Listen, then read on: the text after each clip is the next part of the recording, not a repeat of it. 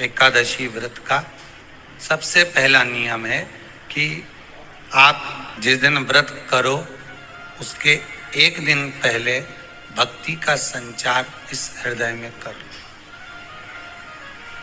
भक्ति का संचार इस हृदय में कर लीजिए। जिस दिन आप व्रत करो, जैसे एकादशी का व्रत कर रहे हो तो दशमी के दिन शाम का समय जब आवे, रात्रि जब होने लगे, शाम का समय आवे और रात्रि का आप जब भोजन ग्रहण करो तो उस भोजन में कोई ऐसा पदार्थ ग्रहण मत करिए जिस पदार्थ के कारण आपकी एकादशी बिगड़ जाए। एकादशी का दूसरा नियम बहुत ध्यान से सुनिएगा। जिस दिन आपकी एकादशी का व्रत हो उस दिन प्रयास करिएगा कि अपने हाथ से किसी भी वृक्ष की कोई पत्ती टूटे ना। अपने हाथ से किसी भी वृक्ष की, पौधे की, किसी भी वृक्ष की पत्ती अपने हाथ से ना टूटे। बहुत ध्यान दीजिएगा महाराज। एकादशी का ये दूसरा नियम है कि अपने हाथ से किसी पौधे की, किसी वृक्ष की, किसी डाली की कोई पत्ती ना टूटे, इसका प्रयास करिए। यहाँ पर तीसरे नंबर का जो, चौथे नंबर का जो उपाय बताया है, उपवास करने का जो नियम बताया, उसमें वर्णन किया एकादशी के दिन अगर आपका व्रत है तो आप भूलवश भी डब्बे में रखी हुई रोटी गाय को ना देते हुए कुछ थोड़ा सा फलहार, कोई केला, कोई सेब, जो आप खाते हो, अंगूर, पपीता, जो आप ग्रहण कर रहे हो, उसका थोड़ा सा भाग आप गाय को प्रदान करो। आप गाय को दीजिए। रोटी ही दी है, डब्बे में से निकाल के ले गई, गाय आई है, रोटी देना, देव मना नहीं। बाकी के दिन आप आपके बेटे से कह दो रोटी दिया बेटा जा, पर आप अपने हाथों से, आपका व्रत है तो आप फलहार आप कर रहे हो तो फलहार का ही दान गौ माता को दीजिए।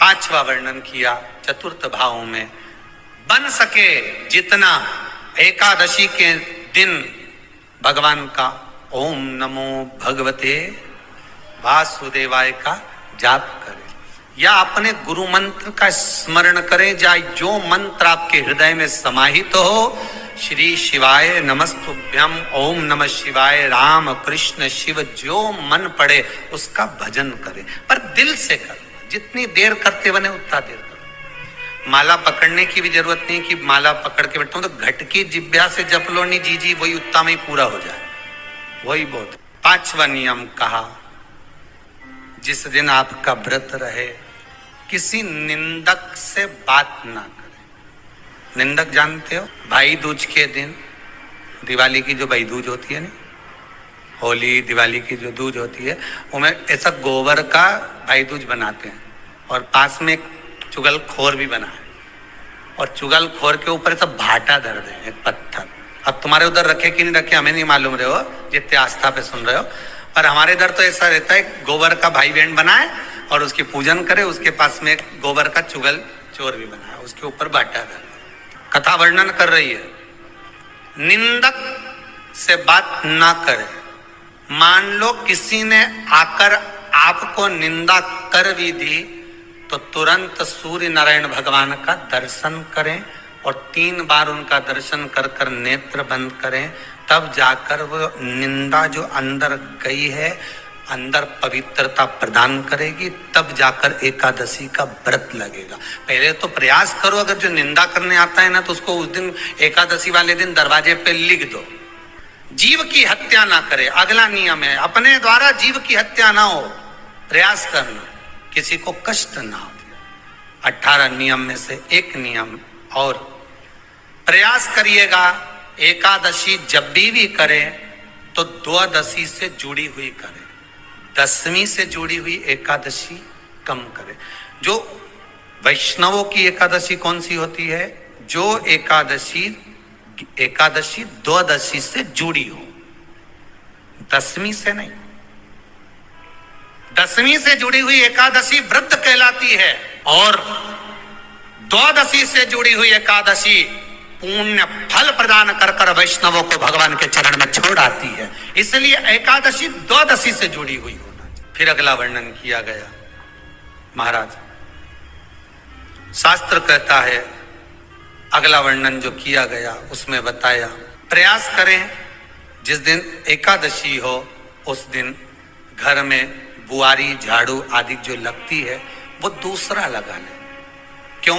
उसका वर्णन है, अगर आप बुआरी लगाएंगे, झाड़ू लगाएंगे, पोछा लगाएंगे तो हो सकता है कोई जीव आपके हाथ के द्वारा मर जाए। क्या करोगे? सारे व्रतों में केवल एक व्रत ऐसा होता है एकादशी का जिसका उद्यापन पहली एकादशी पर भी कर सकते हो।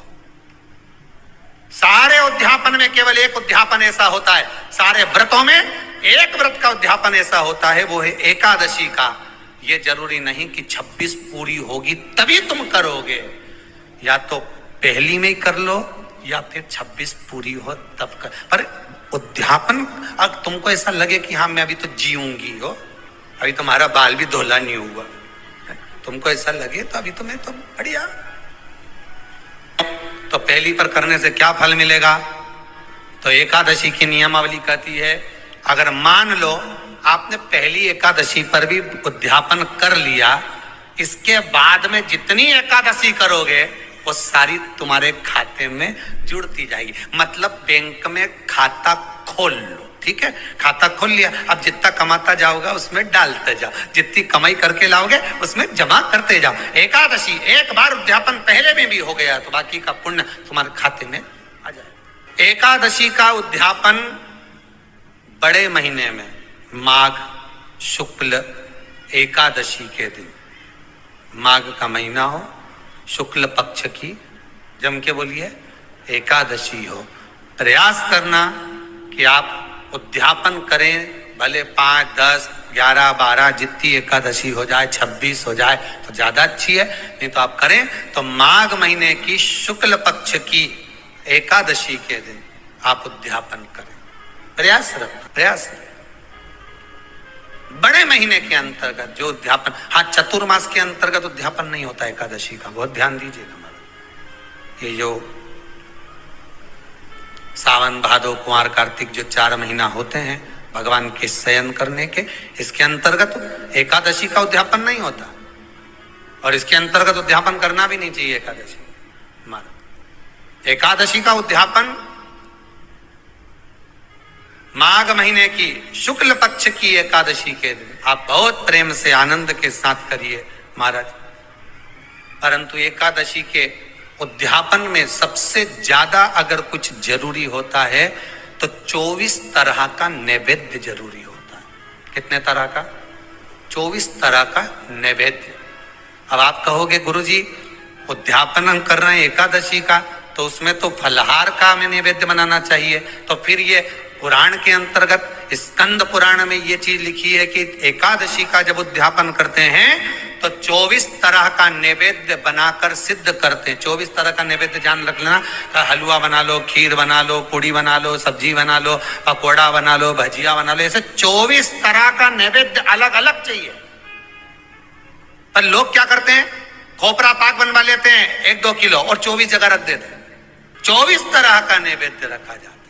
एकादशी के दिन भगवान का पूजन का पूरी तैयारी कर कर, मंडल आदि बनवाकर, विद्वान ब्राह्मण को बुलाकर, कर्मकांडी ब्राह्मण को बुलाकर, जो भगवत सेवा में एकादशी का उद्यापन कराए, उन ब्राह्मण के चरणों को नमन कर कर, प्रणाम कर कर एकादशी का पूजन करवाइए, और उस मंडल की पूजन कराकर हवन द्वादशी को कराइए, एकादशी को हवन नहीं। एकादशी के उद्यापन का जो हवन होता है वो द्वादशी